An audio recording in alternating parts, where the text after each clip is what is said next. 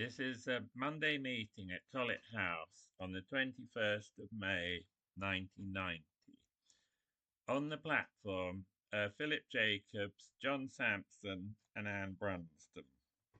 And Philip said, "I feel like I'm a filling in a sack for sandwich between these two." Laughter. A Thomas filling in the middle. More laughter. Lady Allen said, "I think we'll have to coin that one." Laughter. And Philip continued, "This evening we are going to carry on with a theme that Martin Redfern mentioned at the last large meeting when he was talking about creation. He read a quotation from the Shankaracharya, which was a very challenging one, and we thought this evening we might discuss it in more detail. I don't have any answers at all, so I'm very much relying on all of you to explain how you understand it. And then between us, as a joint effort, we might come up with some answers.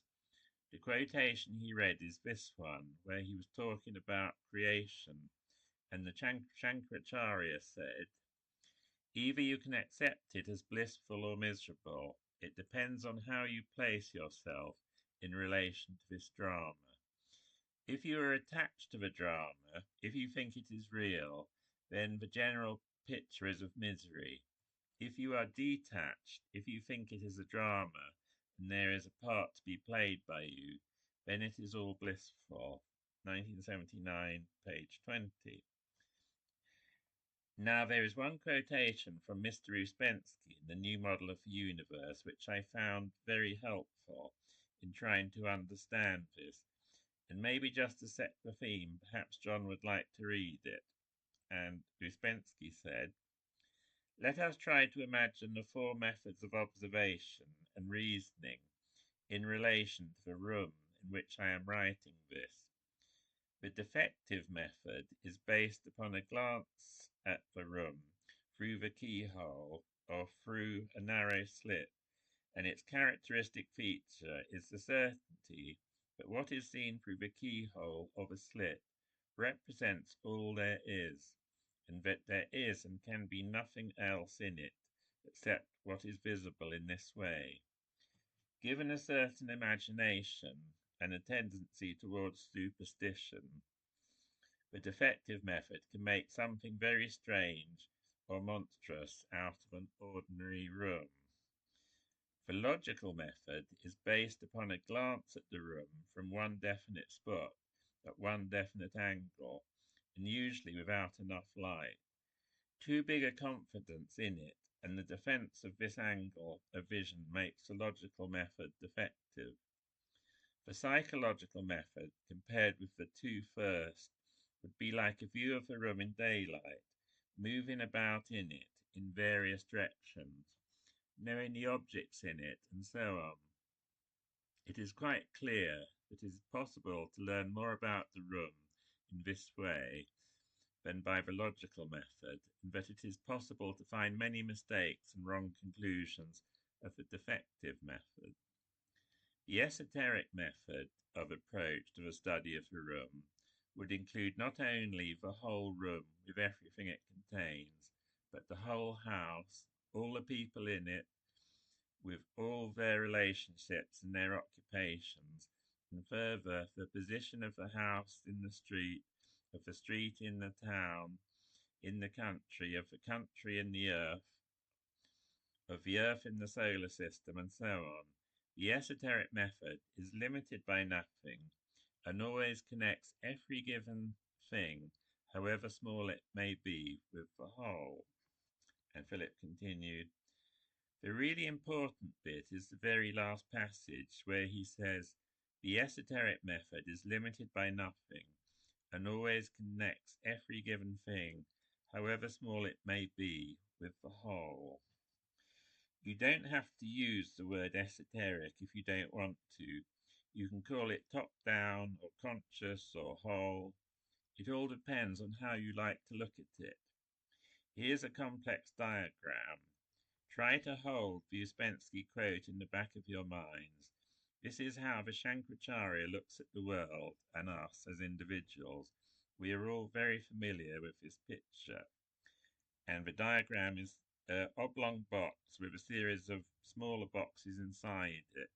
The smallest box is the physical level, the next box is the subtle level, and the larger box still is the causal level, and that is all contained within the universal consciousness. Here in the smallest square, we have the physical level, and that's when you look around you at all the tables and chairs and all the things you see about you. And most of the time, we think that's probably all there is. If you look at the world from just that angle, you get very much a keyhole view of it. But you can go up into a much larger physical, much larger world, which is the subtle world, which encompasses the physical world and is much larger. That is all contained within what the Shankaracharya describes as a world of causes, or the causal world. And here are the causes out of which the physical world and the subtle world manifest. But again, that's not the end of the picture, because it's all contained within one universal consciousness. If it is contained within the universal consciousness, then of course it means it is the universal consciousness, because there can't be anything else. So we can liken the physical level to a keyhole view of reality, which is limited by passing time. So we only see a cross section. As you go up into the larger worlds, you see the whole picture, because rapidly as you leave the physical world, you move outside time. So you start to see the causes and the effects of everything. Then eventually you move up into the one universal consciousness. We can perhaps give an example of an event. Let's take a realistic example. Supposing I get very cross and angry! Exclamation mark. Now down here at the physical level, you can see me going red in the face and getting cross and angry and not doing anybody much good.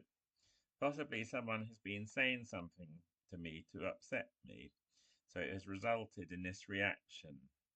Then when you move across into the subtle world, you can see why I'm cross. I'm cross because I'm not feeling very happy. I'm probably a bit tired. It's how I react when someone says that to me. But that's not the end of the story, because you can then move up into the causal world and you say, why do I have a tendency to get cross? It is because of the repetition of previous times when someone has upset me. I've got cross and now it has become part of my nature. So whenever I am confronted with that situation, automatically that's how I react. That might appear to be the end of the story, but as you know, there is the universal consciousness beyond that. It is from this level that the Shankaracharya describes everything as a drama or play, all in consciousness and unfolding. From that level, I probably start to realize eventually that my temper isn't doing me much good, and I decide to do something about it. So from here, you can see it all as a process of experience and learning. So what I'm going to propose, it might be wrong, is that you can also look at the world around you in a similar way. Many things are happening on the physical level. Some things we like, some things we don't like. But when we make our judgments, we always make our judgments through a keyhole. We make them with a fairly limited amount of information, generally. And the Shankaracharya describes another way of looking at things, and that is from the point of view of the universal consciousness. There is a very nice quotation that Mr. Rezui gave as part of a lecture at Colet in 1963. And Mr. Rezui said, "The universe is a manifestation of the Absolute, and everything in it a manifestation of God's qualities. And the quality of God is not separated from his personality. The qualities of God, unseparated from each other, are in the knowledge of God. In the world of manifestation, everything will be the thing it is meant to be. It is manifested like that. This ability of being is the manifestation of the quality of God. In this universe, the things which appear opposite to each other are nothing but the coming face to face of the variable qualities of God. In reality, this world is the world of opposites, but from this multiplicity of opposites, a harmony and unity appears. Philip continued, so now I'm going to throw it open to you to see now what you think about that. Is that how you see it? Do you see it in quite a different way? Let's hear what you think. I won't be able to answer any questions. I'll just pass them back to you.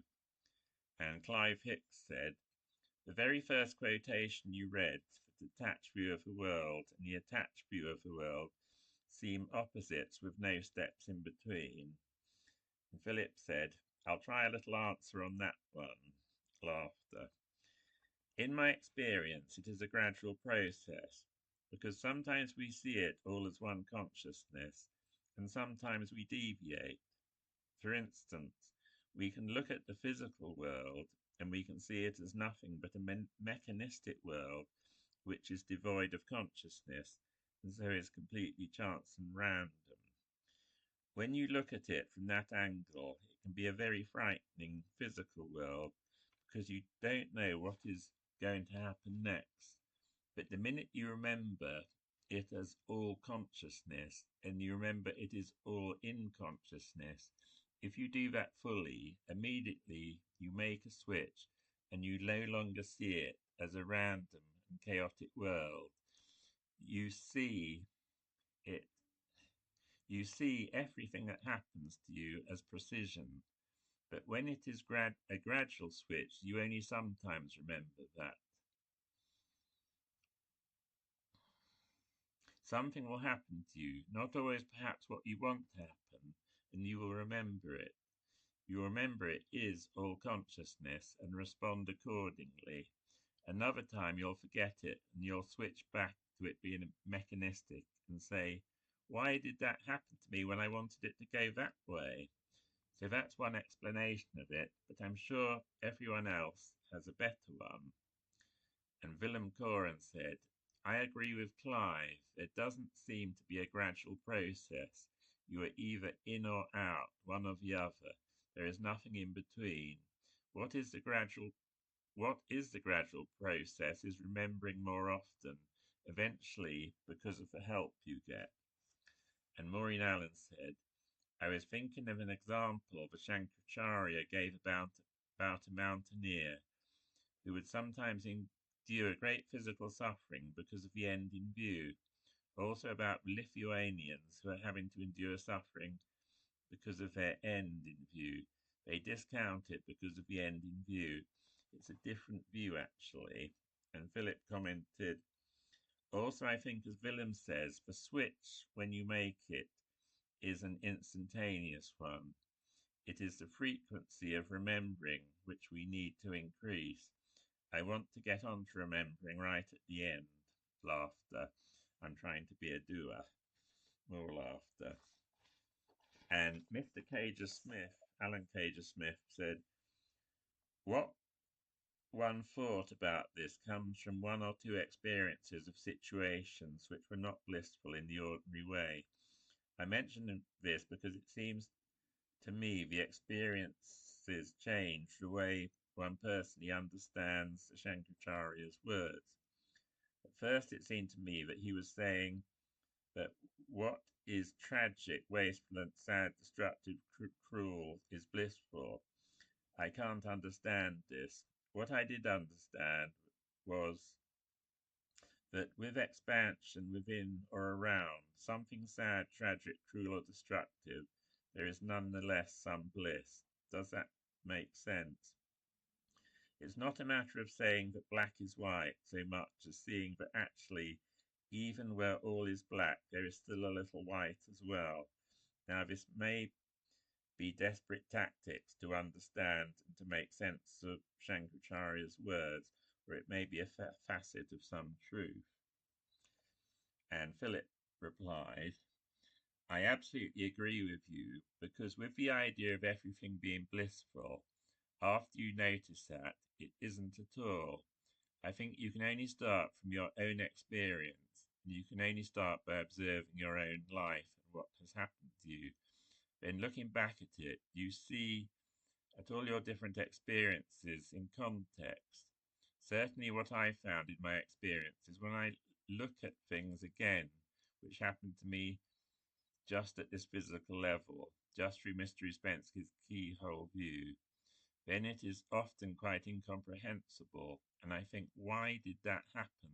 I wanted it to go this way, but it's going this way. As time moves on, and you are no longer seeing a little section, but have a larger view, then I have always seen that it was something that was leading on to the next thing, and so was okay. Looking at it in a broader sense, in context, it has always been for a purpose. So the experience that gives you is when something not too nice happens to you, before judging it, you think, wait a minute, I have always seen in the past that it has been for some purpose. So probably what has happened now is also for a purpose that I don't see. That's all part of the recognition of a reflection of the much larger whole, because you are remembering that in your experience, seen from this large angle, it has been okay. And when I say that might not be your experience. Martin Redfern. In the story of Adam and Eve, when they ate of the tree of knowledge and learned to distinguish between good and evil, so they lost paradise. Perhaps if we ceased to judge between good and evil, we might be in paradise. Philip replied, I'll read a piece from the Shankaracharya, which is on that same subject. It is such a big subject, I don't want to make any pronouncements on it. It's just nice to put different views, and then we understand it a bit more, and it comes together for us as individuals in the way which is right for us as individuals, rather than saying this is how it should be. And Shankaracharya says, what we call good and what we call evil both exist in the world as necessary antidotes to each other.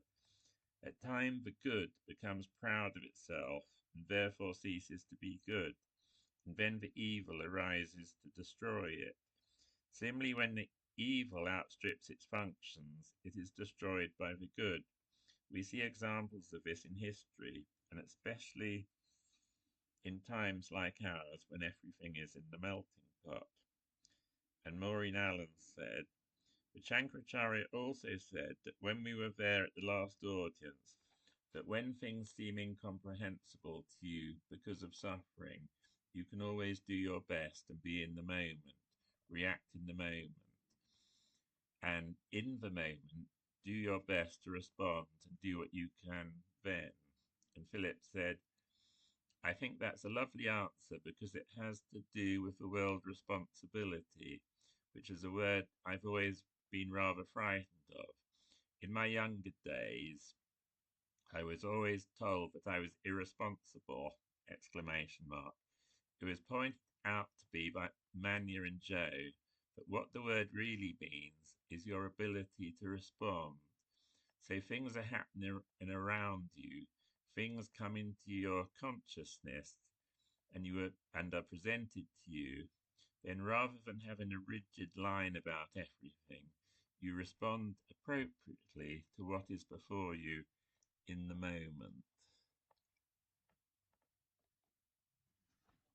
Stephen Wood then said, it just show the importance of the subtle world, because a lot of your suffering in the physical world seems to be caused by the subtle level of man, so that if you could purify the subtle world, then you can allow something to pass through you from the causal. This would have a beneficial effect in the physical world.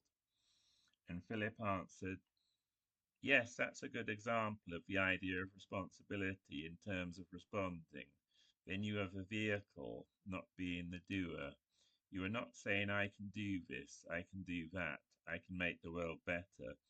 What you are doing is just saying, I can be a reflector, I can become still and manifest consciousness and do Paramount Man's will. In that way, you are just a vehicle.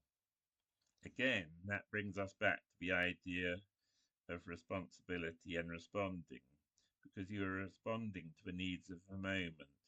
You are responding to what people around need. And it also relates to the idea of having different roles in the drama. The more you come to yourself, the more you will see what your particular role is. It is very important to play your own role, whatever that might be. Some people have big roles, roles which involve affecting lots of people directly and very publicly. Others of us have much smaller ones where we are just working within our own particular circle of people, our family, and it's important that you play your own role and not hanker to play someone else's role. And that all depends on being a transparent reflector. Possibly the way you discover what it is what is presented to you, what you find is put in front of you, and see what you have to respond to.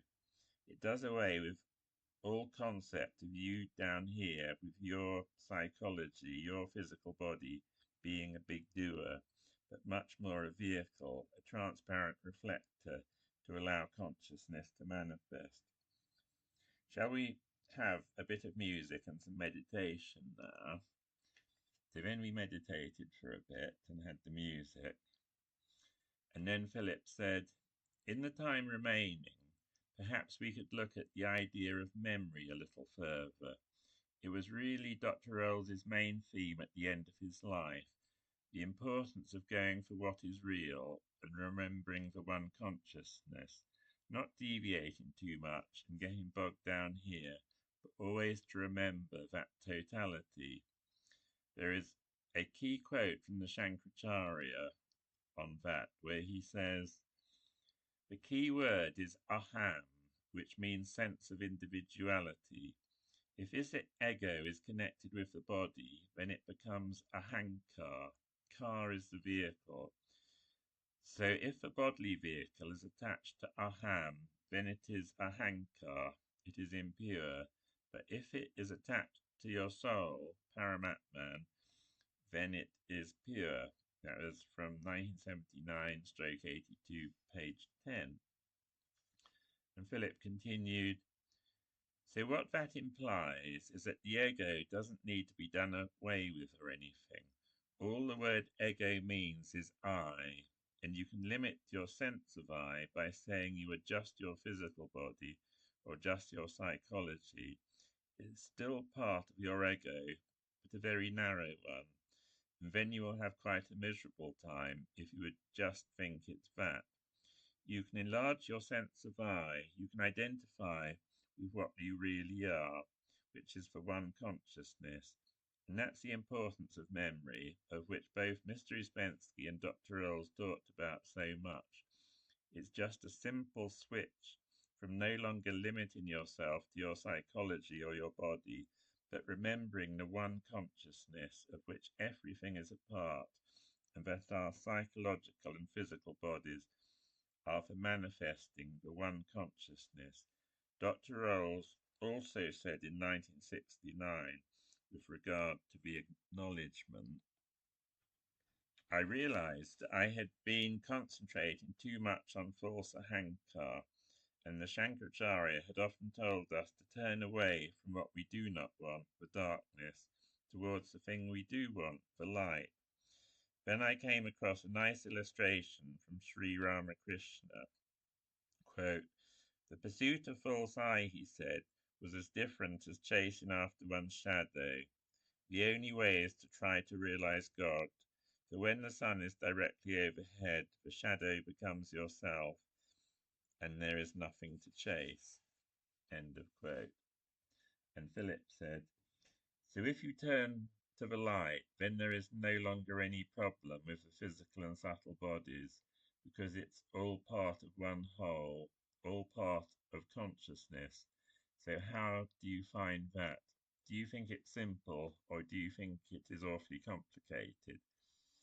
And Annie Brunson said, I found that what puts things in perspective is the idea that it's not that you remember, it's that you are remembered. It isn't that I don't ever remember. I usually remember too late! Exclamation mark.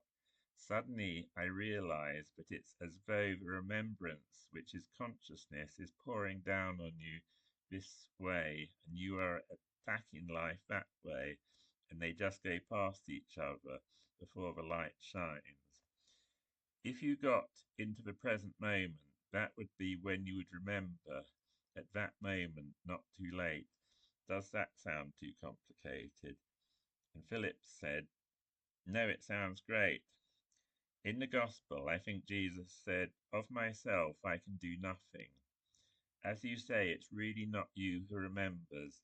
You become a reflector, and that's why there is a two-way arrow, because it is a transparent reflection, but it happens automatically when you are transparent. Shankaracharya says sunlight needs no invitation to pass through a clear glass. It happens automatically. A part of becoming transparent is the recognition and acknowledgement. And John Sampson said, he also said, didn't he, that to know is merely knowledge, but to acknowledge is to love. Philip said, I can't add anything to that one. Laughter. And Andrew Goldman said, until the music began, I had all sorts of thoughts going around in my head. When the music began, I understood what was said. It sympathized. It feels to me that if we pay attention in the moment, and the dominant and non-dominant hemispheres come together, we are informed. And Philip said, do you think they work together as a result of going to one consciousness, remembering that, rather than saying, I'm going to make my two hemispheres work together? Laughter. If you just turn to light, then it happens as an automatic process. Dr. Rolls had a particular theme at the end of his life, that it is not difficult, it is all immediate, and it's not far away. When we make it far away, where we make it far away is if we say it is far away. If we say, I might be in a better state in 5 months' time or 2 months' time, in 5 years I might be on such and such a step of the ladder. But he explained that it's not like that at all. In fact, having that sort of view that it's something remote makes it remote.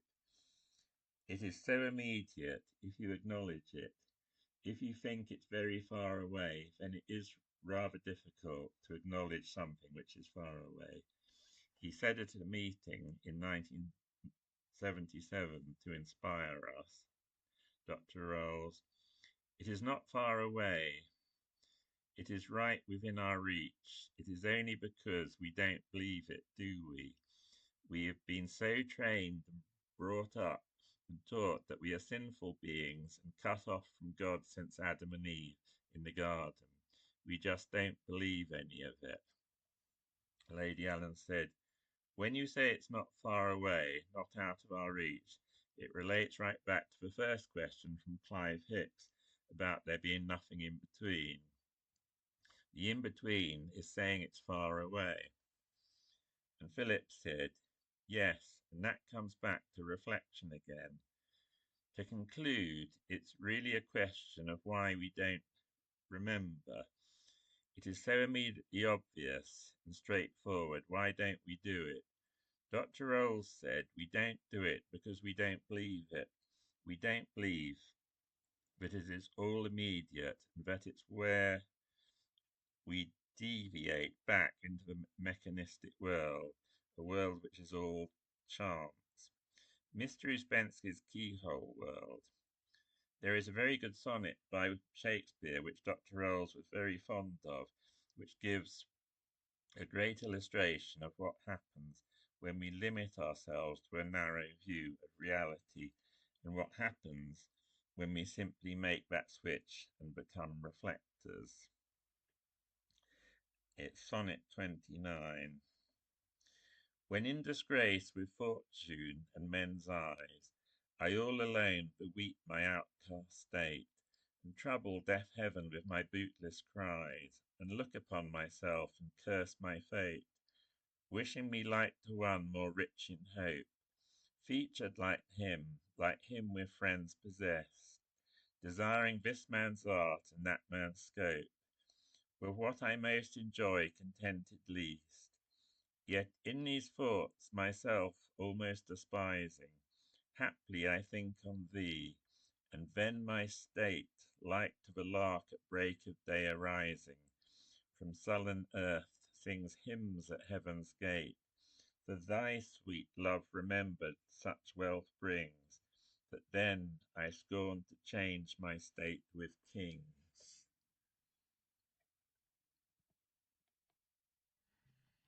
That was the end of the meeting that I took in 1990 at Colet House. And at the time, it was quite difficult working on this subject of the universal consciousness because there were a lot of older people at Colet at the time who didn't see it like that at all. So presenting these meetings and writing the papers was a real uphill struggle. And even before I went up on the stage to do this meeting, had a pounding down in Dr. Rolls's room and told what I couldn't say. So it was very difficult circumstances. But now, as I'm recording this in 2026, there is one quote I wanted to read to end it all, which I wasn't allowed to read, but now, because things have moved on somewhat, I can read it to end the recording. So this is from Professor Glenn Schaefer, from a talk he gave at Colet House in 1986, and it was a wonderful talk. And he was asked by William Anderson, what's the most practical thing we can do in relation to this idea of a universal consciousness? And Glenn Schaefer said, if you thoroughly accept the coherence of the omnipotent goodness of a God that is love and life as well as truth, if you thoroughly accept that, you have to reject as completely unreal and nothing any suggestion of its opposite.